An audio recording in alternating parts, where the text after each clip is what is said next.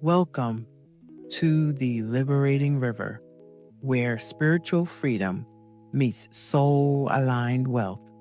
I'm Wanda. People cannot fully love a version of you that you are performing to survive. Did you get that? People cannot fully love you if you are constantly on stage performing to survive. That deeper self, that deeper you remains hidden. And sometimes after years of living, people wonder why they feel numb, why they feel disconnected, why they feel like they are watching their whole life from a distance, why they feel successful on paper, sure, but spiritually hungry. They want more. They want something else. Why they feel surrounded but unseen, why they feel tired in a way sleep does not fix. That tiredness may not be physical, and a lot of times it is not. It may be identity exhaustion. That exhaustion of maintaining a self that is too small. The exhaustion of translating your truth into something other people can tolerate. The exhaustion of performing certainty when you are evolving.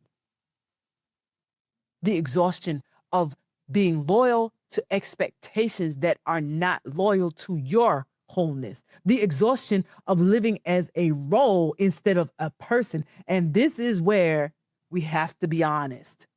A box can keep you safe, sure can, but it can keep you from living. It can keep you approved, but it can keep you unseen. It can keep you predictable, sure can, but it can keep you underdeveloped. It can keep you connected to people, sure, but it can also keep you disconnected from yourself. And eventually, the cost becomes too high. And that's not always in a dramatic way. Sometimes you just stop feeling excited. You stop dreaming. You stop imagining. You stop creating. You stop asking for more. You stop pushing yourself. You stop telling the truth. You stop recognizing your own desires.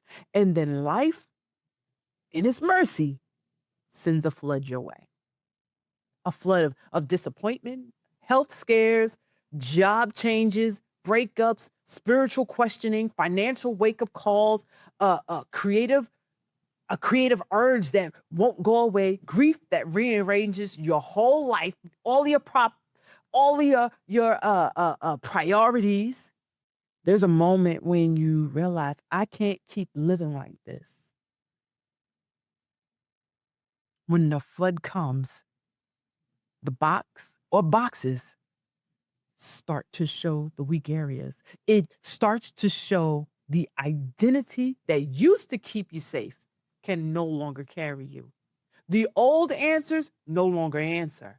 The old roles no longer fit. The old approval no longer satisfies. The old script no longer makes sense. And then the boat arrives. It's that new idea, that new opportunity, that new path, that new conversation, that new way of healing, that new business, those boundaries you put together, a new way of seeing yourself, a new relationship with money, a spiritual understanding that surpasses what you were taught, a new permission. But if you are too attached to the box, you may reject the boat. You may say, no, that can't be it. No, that's too different. No, it's too late. No, that's too risky. No, that's too bold. No, no, no, that's not what people expect from me. That's not what people expect from me. No, that is not how I imagine being rescued to look like. And life, let me just say it this way, and God, because that's who's doing it. And God might be saying, I'm trying to save you from the version of yourself that can no longer hold your future. Did you hear me? The old you was there to be a foundation and to stabilize you, to give you something to work with. But your future you can't survive based on that old regime. And God is trying to save you from that old version of yourself. So your new future you. So your new future you, yes, I said it right. So your new future you can live. Think about it. You have to remember there is a future you that is waiting to come forth. Just like a butterfly can't keep the cocoon of the caterpillar, you must grow out of the old version of you. I believe that is the deeper message of the flood story. The man was not just trapped by water, he was trapped by interpretation. He could not recognize help because help did not match the box he knew. And many of us do the same thing. We miss expansion because it does not look like our inherited identity. We miss freedom because it requires unfamiliar courage. We miss opportunity because it threatens our role. We miss healing because it challenges our theology. We miss abundance because it confronts our family's money story. We miss love because it does not feel like the emotional patterns we know. We miss purpose because it does not fit the career box we were praised for. The boat comes, the helicopter comes, the door opens, the idea returns, the calling keeps whispering, and we keep saying, no, I'm waiting for something else. But what if? What if this is the something else? What if the opportunity in front of you is one of the ways your life is inviting you out of the box? So, how do you know? How do you know if you are living inside a box you never chose? Here's a couple of signs. One sign is resentment, not bitterness, not cruelty, but that quiet, low grade resentment that comes from always doing what is expected while denying your truth. You can feel it. You absolutely can feel it. It weighs heavily on your spirit. Resentment often shows up when a boundary has been crossed repeatedly. Repeatedly, when we have participated in our own silence. Because we participate, we go silent, right? We shut down those dreams, those aspirations. We shut them down. That's how it sounds. And you know what the questions will sound like? Why does everybody always come to me? Why do I always have to be the responsible one? Why can't I ever have anything? Why do I feel guilty for wanting more time to myself? Why am I angry when no one technically did anything wrong? Resentment is a messenger. And the messenger is saying something about this role no longer is sustainable. Another critical sign is envy. And, we're taught don't be envious, right? But I'm going to walk here gently and hopefully you will understand where I'm coming from with this because envy gets a bad, it gets a bad rap. Because I think sometimes envy is not about wanting someone else's life. I think sometimes envy points to a permission you have denied in yourself. Think about that. You see someone being visible, talking, singing on stage, and something in you aches. You see someone starting over, building a different life, and something in you stirs. You see someone building a business, writing a book, taking up space, creating freely, and you feel something ignite in you. Before you judge it, ask this: what does this reveal about what I have not allowed myself to want? Not how do I take what they have? No, no, I'm not talking about that. No, you need to ask what part of me recognizes possibility here. Envy can become information when you bring it into consciousness. So it propels you to your future. Envy can be a springboard for you. Another sign is chronic self explanation. Oh my goodness. Whew. When you live in a box, you may feel the need to explain every desire that falls outside of it. Do you know what I mean? You might have to explain why you're resting, why you want to change, why are you setting boundaries, why are you pursuing something new, why are you not available, why are you becoming something in someone different. You realize this.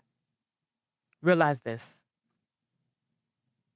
You do not have to explain why you want to evolve. Over explaining is a sign that you do not yet believe you have permission. Over explaining means and is a sign that you do not believe you have your own permission to evolve. So you keep trying to get permission from people who benefit from your hesitation. You keep trying to get permission from people about your purpose. Another sign is feeling guilty for ordinary human needs. Why do we feel guilty about needing rest? Why do we feel guilty for spending money on yourself? Why do we do that? Why do we feel guilty for wanting more, having ambition, for saying no, for being unavailable, for changing your mind? Oh, wait, pause. This one. Why, when people want or need to change their mind, we tend to label them as fickle? Here we go with the word label. We label them. We label them as being fickle, or that what's the word? That they have an unstable mind, that they're indecisive. Stop doing that. Everyone has the right to change their mind. Everyone. And that requires zero explanations. It is not required for anybody to give you approval to change your mind. It is okay to change your mind. That is your right. Another sign is the fear of being seen differently. This is a big one because, again, the concern that others will not appreciate you or accept you is now brought to light. And for a lot of people, that is a challenge and can be challenging. You want to grow, but you're afraid that people will not understand. You want to speak, but you're afraid people will judge. You want to build, but you are afraid people will say you change. You want to become more visible, but you are afraid the old version of you will be used against you. That fear often reveals an identity box. Because the moment you step outside of how people know you or knew you, you risk being misunderstood. And if your identity has been built, say, around being accepted, misunderstandings can feel like danger. So you shrink and don't evolve. Another sign is it's feeling like you have to choose between parts of yourself.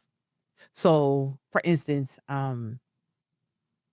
say spirituality and being wealthy, or being professional versus being creative, being responsible or just being free spirited, being humble or being visible, being soft, um, versus being perceived as powerful, even family oriented and honoring your or self honoring, being that being stable or purpose driven. But what if, let's think about this, right? What if the box is the or? Stay tuned. To be continued. Coming next week.